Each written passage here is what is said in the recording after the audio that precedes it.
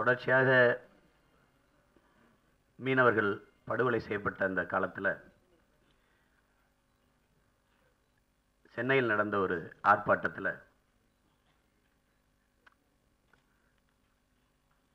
அந்த வேதனையின் வழி தாங்க முடியாமல், இனி என் மீனவனை அடித்தால் நான் உன் மாணவனை அடிப்பேன் என்று பேசிட்டேன்.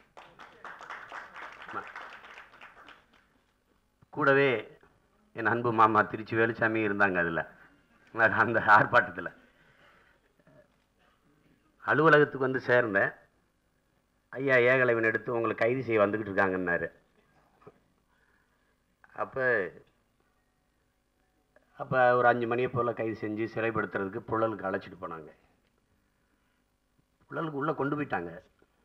கூடவே வந்த மாமா எல்லாரும் காத்திருக்காங்க. சரி உள்ளே அடைச்சிட்டாங்கன்னு கொஞ்ச நேரம் கழித்து பார்த்தா என்னை பின்வழியை வேறு பக்கம் கொண்டு போயிட்டாங்க. எங்கே ஊருக்குள்ள விடுதலை செய்கிறாங்களா, எதுக்கு இப்படி கூட்டிகிட்டு போகிறாங்க? வண்டி வேலூருக்கு போகுது. வேலூர் சிறையில் போய் இரவில் என்னை சிறைப்படுத்திட்டாங்க. அப்போ அங்கே 5 மாத காலம் சிறை தண்டனை. தொடர்ச்சியாக அந்த வழக்கு விசாரணைக்கு வரும்போதெல்லாம் அரசு வழக்கறிஞருக்கு காய்ச்சல் வந்துடும், வயிற்று வலி வந்துடும், டெல்லிக்கு போயிடுவார், வேறு மாநிலத்துக்கு போயிடுவார். அந்த வழக்கை எடுத்துட்டா என்னை விடுதலை செய்ய வேண்டிய தேவை வந்துடும்ன்ட்டு வழக்கு நீட்டிக்கப்படுது.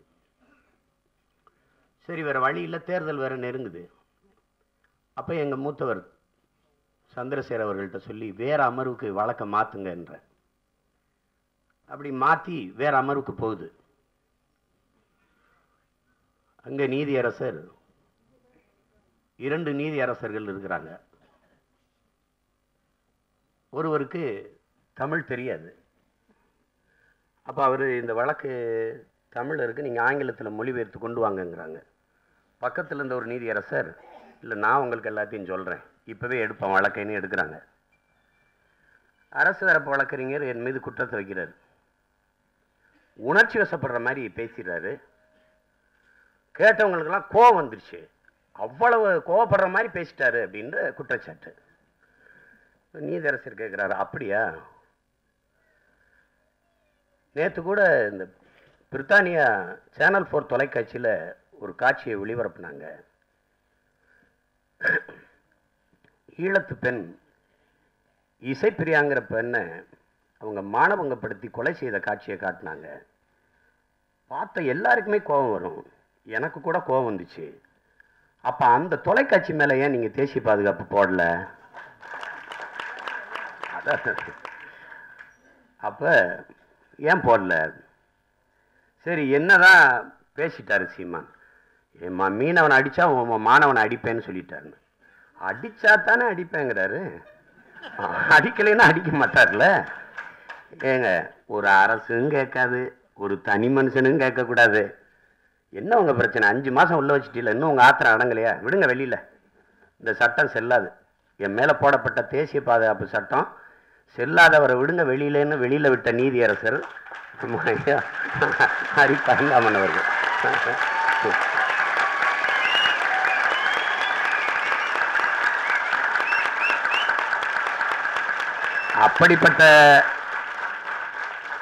இப்படிப்பட்ட நீதியரசர்கள் வாழுகிற மண்ணில் தான் இவ்வளவு பெரிய நீதி பிழை நிகழ்ந்துருச்சு என்பதை நம்ம கவனத்தில் எடுக்கணும்.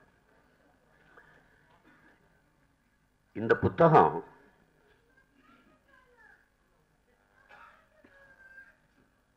பிரெஞ்சில் பாப்பிலான்னு ஒரு புதினோ, அதை எழுதியவர் ஹென்றி சாரியர்ன்ட்டு. அவன் இது போல செய்யாத குற்றத்துக்கு கொலை குற்றம் சாட்டப்பட்டு 13 ஆண்டுகள் சிறை தண்டனை அனுபவிச்சு விடுதலை ஆகிறான்.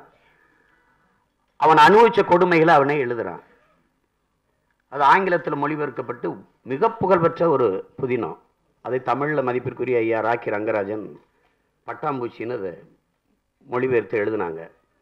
அதை குறிப்பிடுகிற போது இது உலகத்தின் மிகச்சிறந்த ஒரு மானுட சாசனம் என்று சொல்றாங்க. இந்த புத்தகத்தை படித்த பிறகு அதை தாண்டிய உலகத்தின் தலை சிறந்த மானுட சாசனம் என்று நமக்கு தோணுது. எல்லாமே நமக்கு தெரியும், இந்த புத்தகத்தில் இருக்கிற எல்லாமே நமக்கு தெரியும். என்ன நடந்தது, இப்போ அக்கா சிறையில் இருக்கிறாங்க, என்ன நடந்துச்சு, ஹரித்ரா அங்கே தான் பிறந்தா, அவள் எப்படி வெளியில் வந்தா, எல்லாமே நமக்கு தெரியும். ஆனால் படித்து கொண்டு போகும்போது தாசன் ஒரு இளைஞனை சந்திக்கிறாங்க, அவர் நேசிக்கிறாங்க, அவன் வெளிநாட்டுக்கு போகணுங்கிற கனவுல இருக்கான். அவன் வெளிநாட்டுக்கு போயிடக்கூடாதா, போயிடுவானா, போயிடுவான்ல, எப்படியும் போயிடக்கூடாதா ஏங்குது படிக்கும்போது மனசு. இந்த குற்ற நிகழ்வு நடந்துட்ட பிறகு இவங்க இதில் சிக்கிடக்கூடாதே என்று மனசு தவிக்குது. வாய்ச்சிட்டு போகும்போது அவங்க சிக்கிட்டாங்க, தண்டனை அனுபவிச்சுட்டு இருக்காங்க, அது எல்லாம் தெரியும். ஆனாலும் அந்த வாய்ச்சிக்கிட்டு போகிற போது தப்பிடக்கூடாதா, இந்த சிபிஐ கண்ணில் அவங்க சிக்காம வேற எங்கேயாவது போயிடக்கூடாதா தோணிக்கிட்டே இருக்கு. எல்லாம் நடந்தது நமக்கு தெரிஞ்சும் கூட அது இது நடந்துடக்கூடாது, அது நடந்துடக்கூடாதுன்னு சொல்லி அந்த ஓட்டத்தை, அதாவது அதை எழுத்துல கொண்டு வந்த இந்த பேராற்றல் என்னுடைய அன்பு சகோதரன் ஏகலைவனுக்கு அது எவ்வளவு பாராட்டினாலும் சொல்லு. ஒரு 1/4 நூற்றாண்டு காயம், ஒரு 1/4 நூற்றாண்டு கண்ணீர், ஒரு 1/4 நூற்றாண்டு வேதனை வலி, அதை படிக்கிற போது ஒரே நாளுக்குள் 25 ஆண்டுகளாக அவர் அனுபவித்த அந்த வேதனையை மொத்தமா நமக்குள்ள கடத்தி விடுகிற ஒரு பேர் ஆற்றல் வந்து இந்த எழுத்துக்கு இருக்கு. அந்த வலிமை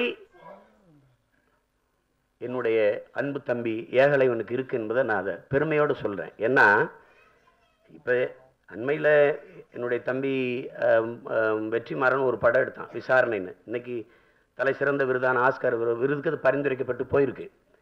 அதை கோவையில் இருக்கிற நம்ம தோழர் சந்திரன் அவர் வாழ்க்கையில் நடந்ததை எழுதுனது. அதில் விசாரணையே காவல்துறை விசாரிக்கிறதா, ஆந்திர மாநிலத்தில் விசாரித்து இங்கே கொண்டு வந்து இங்கே காவல்துறை எப்படி அவங்கள பயன்படுத்தி சித்திரவதை செய்துங்கிறதா. இப்படியெல்லாம் விசாரிப்பாங்களான்னு அதை பார்த்தவொன்னு தான் நமக்கு தோணுது. சில பேர் நம்பவே இல்லை, இதெல்லாம் கற்பனையா மிகையா கூட சொல்லப்படுதுன்னு. இல்லை, மிகையை விட சில இடத்துல உண்மை, ரொம்ப கொடுமையான மிகை இதான் உண்மை இருக்குது. அதில் இதில் இந்த விசாரணைங்கிற பேரில் அவங்க அனுபவிச்ச கொடுமை இருக்கு, அதை சொல்லி மாளாது. அவங்க சொல்றாங்க, சொல்வதற்கு வார்த்தை இல்லை, எழுதுறதுக்கு எழுத்தில்லை என்று கடந்து போறாங்க.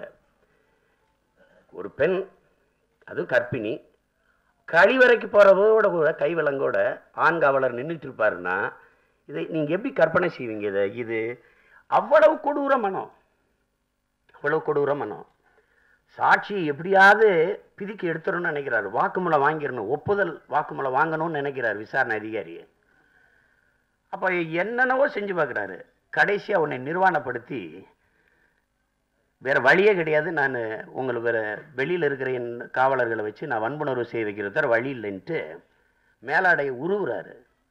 உருவும் போது அப்பதான் அவ எழுதுறாங்க அந்த வார்த்தையில், நான் சரிக்கு விழுந்துட்டேன் இருள் இல்லை என்று. அப்போ மானத்துக்காக வேற வழி இல்லாமல் மண்டிட வேண்டியது வருது. சிவகாசியில் பட்டாசு தொழிற்சாலை தீப்பிடிச்சிருது. உடையில் தீப்பிடிச்சோன்னா உடையை கலட்டி போட்டுறா அவர் தங்கச்சி, ஓடி வர்றா உடையற்ற உடலோடு. தீப்பிடிச்சிருச்சேன்னு காப்பாற்றுறதுக்கு ஊர் மக்கள் ஓடியாடுறாங்க. இழுத்த மாதிரி ஓடி வந்தவ ஆண்கள் ஓடி வர்றதை பார்த்துட்டு எந்த தீயிலிருந்து தன்னை காத்துக்குள்ள ஓடி வந்தாலோ திருப்பி அதே தீக்குள்ள ஓடி போய் விழுந்து இறந்துடுறான்.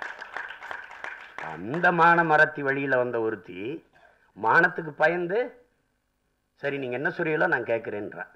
அப்படிதான் இந்த வாக்குமூலம் பெறப்படுது. இது அதை வந்து எப்படின்னா, இந்த புத்தகத்தை படிச்சுட்டு என்ன தோணுதுன்னா, அதாவது ஒரு பெரிய ஆள்கிட்ட நம்ம அடி வாங்கிட்டு, அடி வாங்கினவன் வழி தாங்கினவன் திருப்பி அவனை எதிர்கொள்ள பயப்படுவான் பாருங்க. அப்படி இந்த புத்தகத்தை ஒரு தடவை படித்தவன் திருப்பி படிக்க மாட்டான், தொட பயப்படுவான். அவ்வளவு வலியும் வேதனையும் அந்த புத்தகம் முழுக்க பரவி இருக்கு. எப்படி சோக படத்தை நம்ம திரும்ப திரும்ப பார்க்க மாட்டோமோ அது மாதிரி இந்த இதை படிக்கும்போது அவ்வளவு ஒரு கனத்த இதயம் வந்து நம்மளை அழுத்திடுது. அதுல சகோதரி பிரியங்கா வந்து அக்காவை சந்திக்கிறாங்க. அவங்க கேட்குறாங்க, நீங்கள் ஏன் இப்படி பண்ணிட்டீங்க? எங்கள் அப்பா ரொம்ப நல்லவர், ரொம்ப மென்மையானவர், எதாக இருந்தாலும் நீங்கள் பேசி சரி செஞ்சுருக்கலாமேன்னு சொல்கிறாங்க. அது சரிதான். ஆனால் அந்த அன்பு சகோதரிகிட்ட நமக்கு ஆயிரக்கணக்கான கேள்விகள் இருக்குது. அவங்க தந்தையிடம் கேட்க, இப்போ அவங்க தந்தையார்ட்ட நம்ம கேட்க முடியாது. நாங்கள் அவ்வளவு நம்பினோம். எங்கள் இனம் ஆகச் சிறந்த ஒரு இனம், அறத்தின் வழி நின்ற மறவர் கூட்டம், யாதும் ஊரே யாவரும் கேளீர் என்று உலகத்தில் உலகம் தழுவி நேசித்து நின்ற ஒரு பெரும் அன்புக்கும் பெரும் பண்பாட்டுக்கு சொந்தக்கார ஒரு இனத்தின் கூட்டம். இந்திய நாட்டை எங்கள் தந்தையர் நாடு என்று நம்பி நின்றுச்சு. இந்திய ராணுவம் வரப்போகுதுன்னு எங்களை காப்பாற்ற போகுதுன்னு நினைச்சு ஒரு தச்சு வேலை செய்கிற ஆசாரி தன் உளியையும் கொட்டாப்பிள்ளையும் வித்துக்கிட்டு வந்து அந்த ராணுவத்துக்கு சோறு போட்டான். கோலம் போட்டு குறவை போட்டு வர வச்சாங்க இந்த ராணுவம் எங்களை காப்பாற்ற போகுதுன்ட்டு. பல்லாயிரக்கணக்கான நமது மக்களை கொன்று குவிச்சது ஐயா ராஜீவ்காந்தி அவர்கள் அனுப்பிய அமைதிப்பட. அதுவரை சிங்கள ராணுவம் கூட அவ்வளவு ஒரு அட்டுழியங்களை அக்கிரமங்களை செய்யல. கற்பனை செஞ்சு பாருங்க, நம்ம பெண்களை வன்புணர்வு செய்து மார்பகங்களை வந்து கடிச்சு கொதறி கர்ப்பிணி பெண்களை வயது முதிர்ந்தவர்களை எல்லாரையும் சாலையில நடுச்சாலையில கிடத்தி உயிரோடு அப்படியே கிடத்தி ராணுவ டேங்கர் பீரங்கி வண்டியை வச்சு இடுப்புக்கு கீழே அப்படியே ஏத்தி நசுக்கி கொண்டுச்சு. அதுல 3 வயசு குழந்தை இப்படி கும்பிட்ட மேனிக்கே செத்து கிடந்துச்சு. அந்த பச்சிலம் பிள்ளை உங்க தேசத்துக்கு உங்க தந்தைக்கு உங்களுக்கு செஞ்ச பாவம் என்னன்னு நமக்கு கேட்க தோணுது. உங்களை நம்பி நின்னமே எப்படி எதுக்கு இப்படிப்பட்ட துரோகத்தை செஞ்சீங்கன்னு நம்ம கேட்க தோணுது. இவ்வளவு பெரிய ஒரு வல்லாதிக்கத்தின் தலைவர் வலிமைமிக்க தன் இராணுவத்தை அனுப்பி ஒரு தேசியனத்தின் விடுதலை போராட்டத்தில் 3 ஆண்டு காலம் ஒரு கருப்பு காலமாக உருவாக்கிட்டாரு. எத்தனை கேள்விகள் அவர்களிடத்தில் கேட்க நமக்கு இருக்கு, எவ்வளவு கேள்விகள். உங்க தந்தையின் மரணத்திற்கு பிறகு போராளிகள் இயக்கத்தை விடுதலை புலிகளை நீங்க பயங்கரவாதிகள்னு சொல்றீங்க. ஆனால் அன்னைக்கு நீங்க ராணுவத்தை அனுப்பும் போது எந்த குற்றச்செயலை செய்தார்கள்? எதற்காக அவர்கள் மேலே வன்மம் கொண்டு அவர்களை அழிச்சு ஒழிக்க நீங்க தாக்குதல் நடத்தினீங்க? பிரச்சனை தமிழர்களுக்கும் சிங்களர்களுக்கும். உங்க தந்தையார் போய் ஜெயவர்த்தன் அவரோட ஒப்பந்தம் போடும்போது தமிழர்களில் யாருமே பிரதிநிதிகளாக வைக்காம ஜெயவர்த்தனையும் உங்க தந்தையும் மட்டுமே முடிவெடுத்து ஒரு ஒப்பந்தத்தை போட்டு இதை எப்படி நீங்க இதை ஏற்றுக்கொள்ளணும் திணிக்கிறது ஒரு வல்லாதிக்க திமிரா இல்லையா? இந்த கேள்விகளுக்கு என்ன பதில் இருக்குது? அண்ணன் திலீவன் அவர்கள் கேட்கிறாங்க, ராஜீவ்காந்தி அவர்கள் இந்த ஒப்பந்தத்தை போட போற போது ராணுவ அணிவகுப்புல விஜய் முனின்னு ஒருத்தன் ஓங்கி அடிக்கிறான் துப்பாக்கி கட்டையில. அடிச்சவன அழுத்தி புடரையை பிடிக்கிறாரு. அழுத்தி பிடரியை பிடிக்கிற இந்திய பெருந்தேசத்தின் தலைவர் ஐயா ராஜீவ்காந்தி அவர்களே, ஒரு நாட்டின் மிகப்பெரிய தலைவரையே ராணுவ அணிவகுப்பில் இப்படி துப்பாக்கி கட்டையால அடிக்கிறானே, அப்ப ஆதரவற்று நிற்கிற அப்பாவி தமிழ் மக்களை இந்த ராணுவம் எப்படி அடிச்சிருக்கும்னு அழுத்தி பிடிக்கும் போது நீங்க ஏன் ஐயா யோசிக்கல? அந்த ஒரு நொடியில் யோசிச்சிருந்தா இவ்வளவு பெரிய பின்னடைவு இவ்வளவு பெரிய வந்தே இருக்காது. கோடிக்கணக்கான கேள்வி இருக்கு அன்பு சகோதரி பிரியங்கா அவர்கள்ட்ட நம்ம கேட்கறதுக்கு. அதுக்கு வாய்ப்பு இல்லை. இதே உங்க அப்பாவை கொன்னுட்டோன்னு நீங்க நினைக்கிறீங்க. உங்க அப்பா சாதாரண சின்ன பசங்க, நாங்க ஒரு கூட்டத்துக்கு வந்தாலே 4 பேர் கூட வந்து வண்டியில் ஏற்றி விடுறான், கூட்டிட்டு போறான், மேடையில் ஏற்றி விடுறான். ஒரு மிகப்பெரிய நாட்டின் தலைவராக இருந்தவர் அடுத்து அதிபராக போறாருங்கிற ஒரு எதிர்பார்ப்புல தேர்தலை எதிர்கொள்றவர் தன் தாயார் சிலைக்கு தான் மாலை போடுறாரு. அந்த தாயார் இந்த கட்சியின் தலைவி, மாலை போட்டுட்டு தனியா வர்றாரு. அப்ப இந்த தலைவர்கள் எல்லாம் ஏன் எங்க அப்பாவை தனியா விட்டு நீங்க எல்லாம் எங்க போனீங்கிற கேள்வியை எங்க அக்காட்ட கேட்கிற கேள்வியை உங்க கட்சியிலே இருக்கிற அந்த தலைவர்கள்ட்ட ஒரு தடவை நீங்க கேட்கல. ஏன் கேட்கல? நீங்க அவர்கள் எல்லாருக்கும் உயர்ந்த பதவியை கொடுத்து கூட வச்சிருக்கீங்களே, இன்னும் வச்சிருக்கீங்களே. ஒருத்தர் கூட வரல. தன் தலைவரை அவங்க தாயார் சிலைக்கு மாலை போடும்போது கூட போயிட்டு கூட வருவாங்களா இல்லையா? வரணுமா இல்லையா? ஏன் வரல? எத்தனையோ கேள்வி. அதை விட கொடுமை, குழந்தை பிறந்துருச்சு, குழந்தைக்கு பால் இல்லை, அதுக்குரிய பராமரிக்க முடியல, சிறையில் எப்படி கொசு கடிக்கும் எப்படி இருக்குன்னு அது அனுபவிச்சு பார்த்தா தான் தெரியும். அப்ப அந்த மகளை பிரியணும். அந்த பிரிவை பார்க்குற போது கவி பேரரசு வைரமுத்து சொல்றாரு, உறவை பிரியறது அல்ல சோகம், சொத்துக்களை பிரியறது அல்ல சோகம், மரம் ஆடு மாடுகளை பிரியறது அல்ல சோகம், தான் பிறந்த தாய்மண்ணை பிரியறதான் பெருத்த சோகங்கிறாரு. அதற்கிணையா ஒரு தாய் பெற்ற பெண்ணை பிரிவதும் பெருத்த சோகம்தான். அந்த சோகத்தை அவர் சொல்லுகிற போது அதை கடந்து நம்மளால வர முடியல. கடைசியா இன்னைக்கு அரித்ரா போய் வளர்ந்துட்டா, ஓரளவு பெரிய பொண்ணாயிட்டா. அவங்க எழுதும்போது மரண தண்டனை உறுதி ஆயிடுச்சு. அப்போ சொல்லுறாங்க, மகளே, என் அன்பு மகளே, எனக்கு மரண தண்டனை நிறைவேற்றப்படுகிற போது உன் கடைசி ஆசை என்ன என்று கட்டாயம் சிறைத்துறை கேட்கும்போது நான் ஒரே ஒரு நாள் என் கணவரோடும் மகளோடும் ஒரே ஒரு நாள் நான் வாழணும். அப்படி வாழுகிற போது ஓரளவு வளர்ந்து விட்ட என் மகளுக்கு என் கையாலே நான் சமைச்சு அவளுக்கு ஊட்டி விடணும். என் கணவரும் நானும் என் மகளை தோளில் கிடத்தி கொண்டு ஆசைதீர அழுது முடிக்கணும். அப்போ என் மடியில் கிடத்தி கொண்டு, என் மகளே எங்களை மன்னித்துக்கொள், நிராகவா நிற்கதியா ஆதரவற்ற உன்னை விட்டு விட்டு செல்வதற்கு எங்களை மன்னித்துக்கொள் என்று ஓவென்று கதறி அழணும்னு என்று எழுதுகிற இடத்த எவனுமே வழி இல்லாமல் கடந்து போக முடியாது. அது வந்து எதுவுமே ஒருத்தர் கற்பனையில் எழுதலை, எல்லாமே நடந்திருக்குங்கும் போது அதை தாங்கவே முடியல. இப்போ என்ன கடைசியாக என்ன வருது, இதே அக்கா நளினியுடைய விடுதலை 2 முறை உயர்நீதிமன்றத்துக்கு வரும்போது நீதிமன்றம் சொல்லுது நளினியின் விடுதலை மாநில அரசின் கையிலே இருக்குதுன்ட்டு. அப்போ திராவிட முன்னேற்ற கழகத்தின் ஆட்சி, அந்த மாநில அரசு சொல்லுது நளினியை விடுதலை செய்ய முடியாது. அதற்கு காரணம், நளினி விடுதலை ஆனால் முக்கியமானவர்கள் வாழ்கிற தெருவில் வந்து வாழ்வார், அப்போ அந்த முக்கியமானவர்கள் உயிருக்கு பாதுகாப்பு இருக்காது, அதனால விடுதலை இல்லை. இந்த வழி இருக்குல்ல, இந்த புத்தகத்தில் இருக்க எல்லா வழியும் விட கொடிய வழியா இருக்கு. நான் நெய்வேலியில் கூட்டத்துக்கு அனுமதி கேட்கும்போது இதே திமுக அரசு எனக்கு காவல்துறை எழுதி கடிதம் கொடுக்குது, கூட்டத்துக்கு மறுத்து. சீமான் இங்கே பேசினால் மின் உற்பத்தி பாதிக்கப்படும். இது எப்படி வேடிக்கையா இருக்கோ அது மாதிரி இது ஒரு வேடிக்கை. நளினியை கூப்பிட்டு, நளினி முக்கியமானவர்கள் இருக்கிற இடத்துல குடியிருக்காதம்மா, வேற எங்கேயாவது போயிருமா, முடிஞ்சு போச்சு இல்ல. 2 முறையும் இதே காரணத்தை சொல்லிச்சு அந்த அரசு. எப்படி இருக்கு பாருங்க. இன்னைக்கு 7 பேரையும் விடுதலை செய்யணும், நளினியை உடனே விடுதலை செய்யணும். இந்த கொடுமையை எங்க போய் சொல்றது? நான் ஒரு முடிவு எடுத்தேன், இவங்க எதிர்கட்சியா இருக்கும்போது பாசம் நல்லா இருக்கு, பதவியில் இல்லைன்னா நம்ம மேல ரொம்ப பாசமா இருக்கு, அதனால கடைசி வரை பதவியெல்லாம் பார்த்துக்க வேண்டிய தேவை நமக்கு இருக்கு. அது ரொம்ப ரொம்ப அவசியமா இருக்கு. நினைச்சு பாருங்க. இங்க பிரச்சனை என்னன்னா, இந்த மேடலுக்கு எல்லாருக்கும் நோக்கம் இருக்கு, அதிகாரம் இல்லை. அதிகாரம் இருக்கிறவனுக்கு நோக்கம் இல்லை. இது ஒரு கால முரண், அதுதான் என் ரத்தம் வேல்முருகன் சொல்றாரு. இது ஒரு கால முரண், இதை உடைக்கணும். இப்ப ஏன் எங்க அண்ணன் கூட கேட்டாங்க, வைகோண்ணா வந்தவொடனே பெரிய அரங்கம் பிடிச்சிருக்கலாமேன்னு. யாருன்னா அனுமதி தருவா?